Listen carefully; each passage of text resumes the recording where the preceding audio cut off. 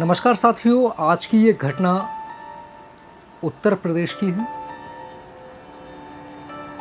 राज गुप्ता नाम का एक व्यक्ति मंदिर में अनुजा नाम की युवती को प्राप्त होता है।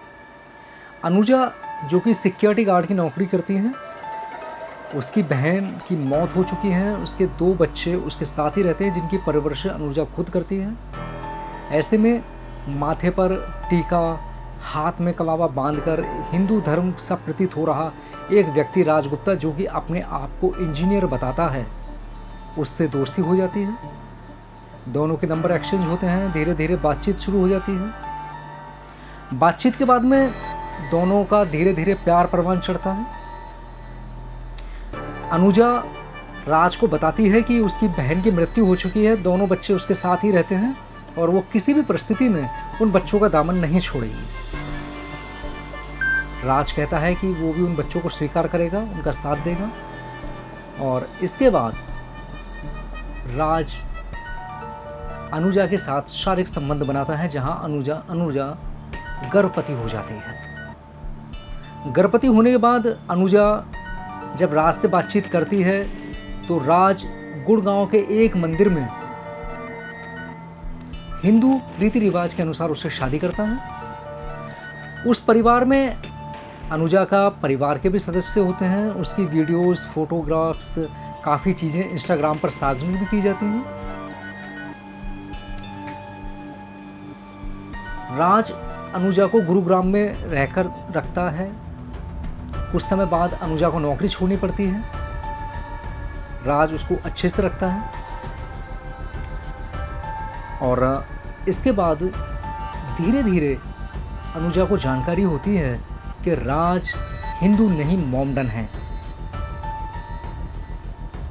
दोनों के बीच में टकराव शुरू हो जाता है, किंतु राज जबरन अनुजा के साथ संबंध बनाता रहता है, उसे अपनी पत्नी बताता रहता है। एक दिन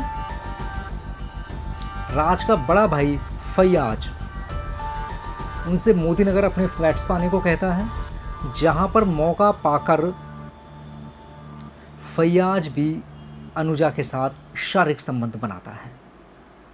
वो जब चीखती है तो एक बड़े से चाकू के साथ राज, जिसका वास्तविक नाम फैजान था, वहाँ पहुँचता है और पहुँचने के बाद कहता है कि भाई इस औरत का गेम ख़त्म कर देते हैं। वहीं औरत मौका पाकर एसपी के पास पहुँचती है। एसएसपी को जाकर अपनी सारी कहानी सुनाती है, उनको आप बीती बताती है और बताती है कि उसको शादी के बाद गर्भवती कर दिया जाता है, फिर दवा देकर उसका गर्भपात कराया जाता है।